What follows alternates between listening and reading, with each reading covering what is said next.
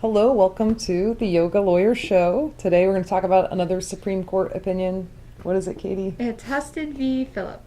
And what's that one about? That one is about an Ohio voting law, voter registration law.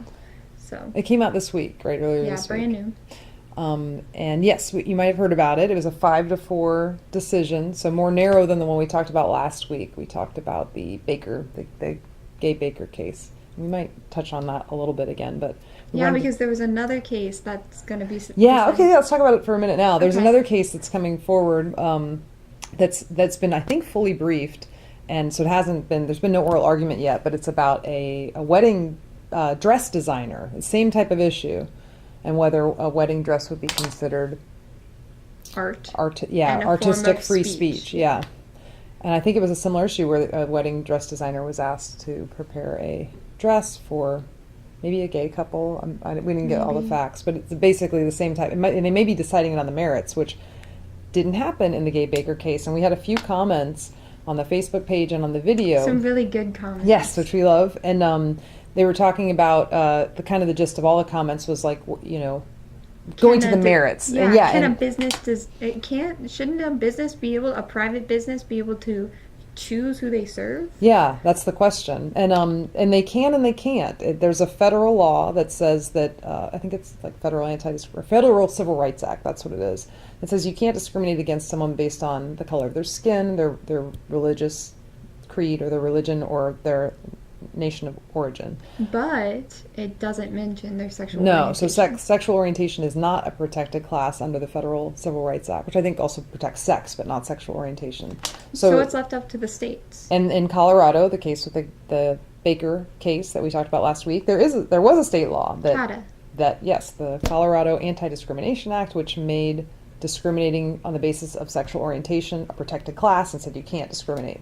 So yes and no, and also the other part of both acts is it has to be a place of public accommodation, which is broad. It's very broad. So there might be like a narrow group of private businesses that could discriminate, but if you're involved in public accommodation, which is any kind of public service, like hotels, restaurants, health clubs, even bakeries, anything where you come in to buy goods and you're open to the public. So there may be a very narrow class of private businesses could get by under either the federal act or the specific state acts that make sexual orientation a protected class.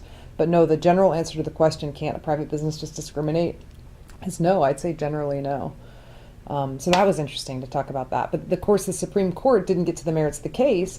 And even though a private business can't just discriminate, that the state law and the federal law has to balance constitutional rights. So I can't tell you how the Supreme Court should have ruled in the bakery case, because free speech, clearly we had some good comments, or a good comment talking about how baking a cake is artistic expression. I can't argue with that. I think I remember my writing. I'm curious if the commenter is a cake baker. Yeah, because it sounded like he knew a lot about the process, and he was totally right, or she was totally right, that basically, when you're making a cake, it is artistic expression, especially a wedding cake where someone comes in, they want a specific type of cake. So I get it, it's artistic expression.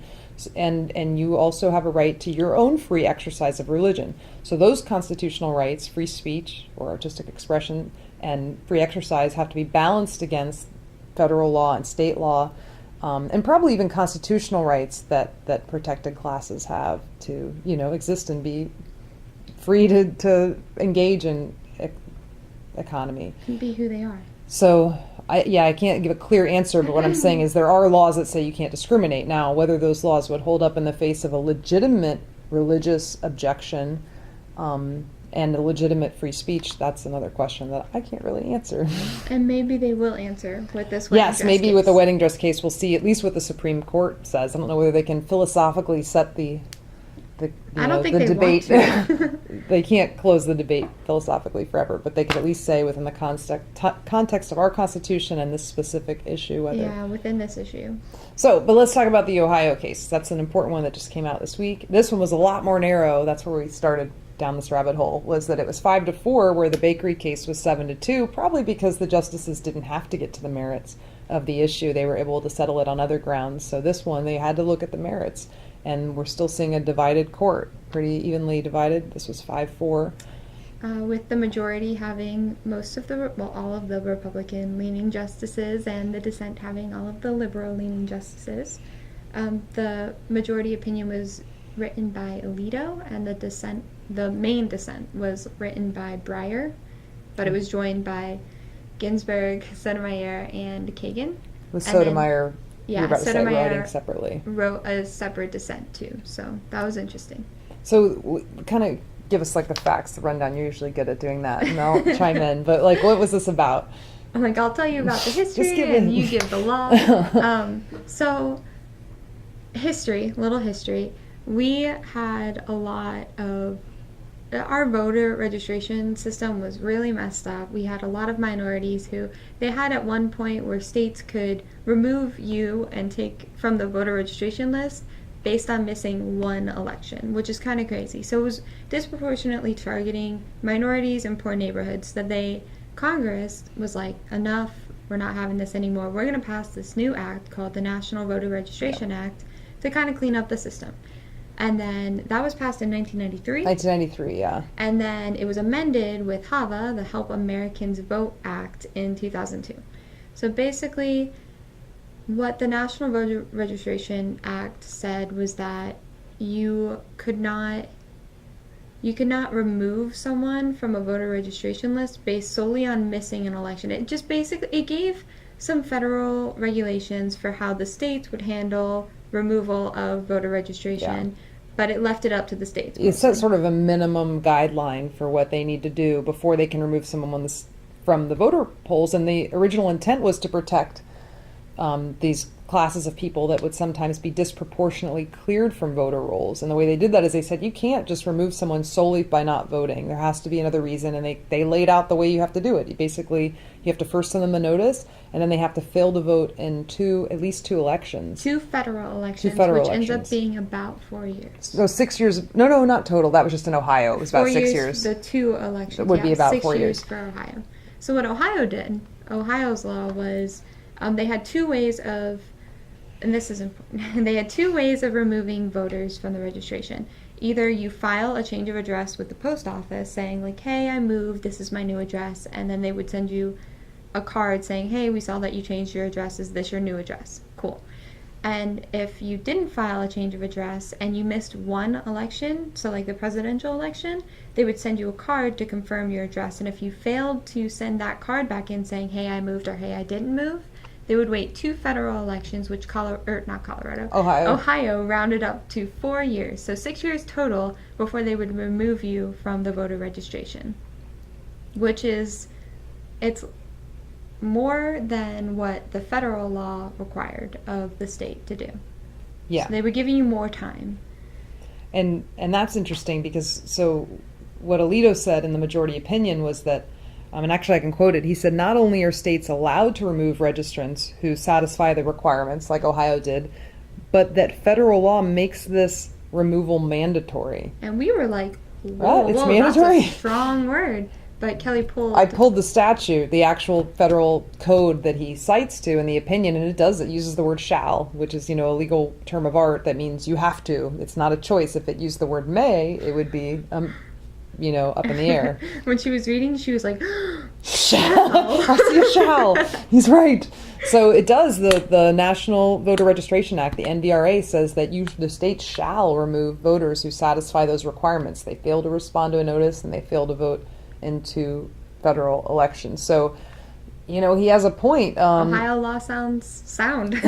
But now here's the thing from Sotomayor's dissent specifically is that she cited to two other provisions in the same act, and the same NVRA that said that, however, it didn't say however, but in addition to those requirements, that the state has to make reasonable efforts to keep voters registered, and that the effect of the laws can't disproportionately affect minorities and other protected classes. So she said that what happened is in this case, in the Ohio case, it violates those other two provisions because they didn't make enough of a reasonable effort, and that the effect of this change in the law was to disproportionately affect minorities. Yeah, so, she argued that by sending this confirmation card to prove that you changed your address, if you didn't send that in, that wasn't confirmation that you changed your address or that you weren't in that area anymore. It really essentially was nothing.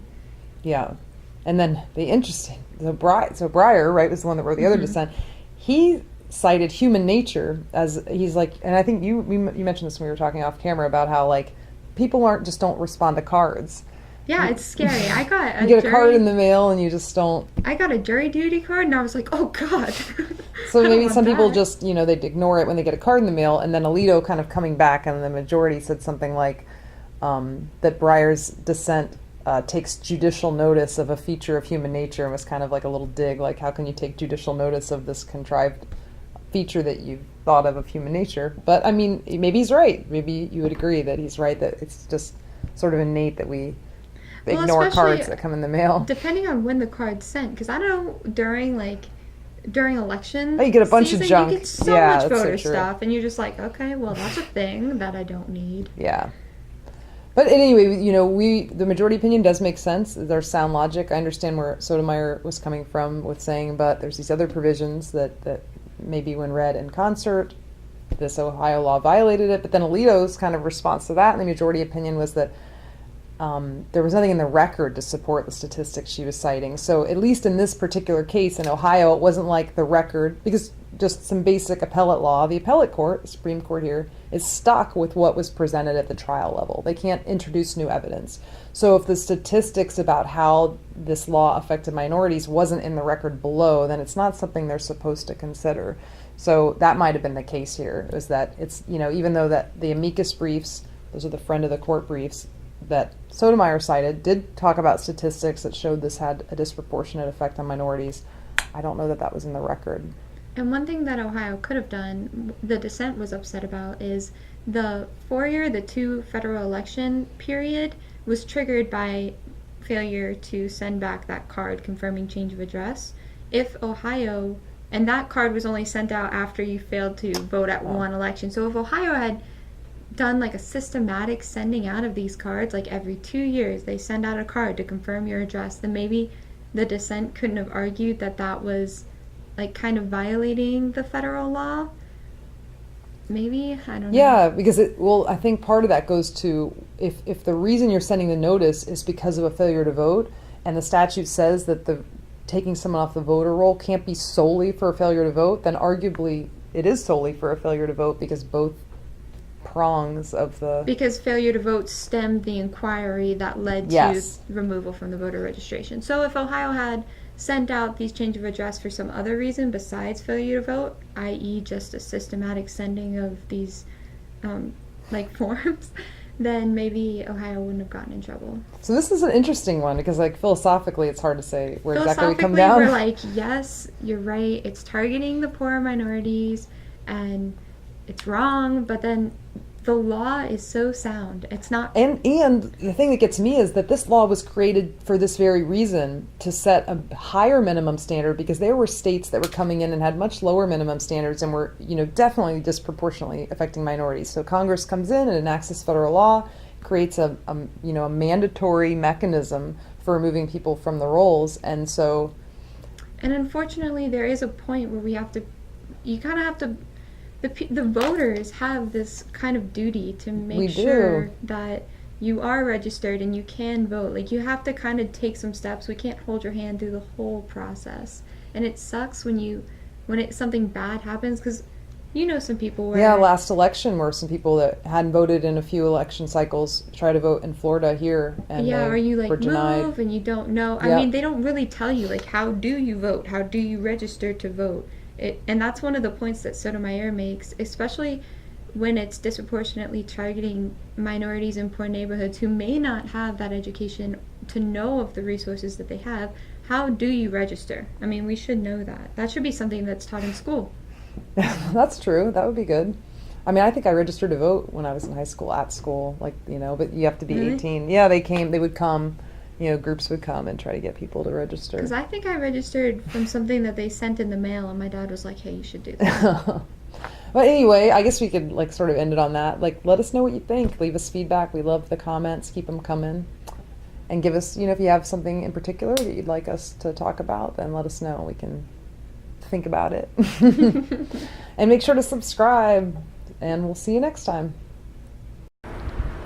Thank you for watching the Yoga Lawyer video.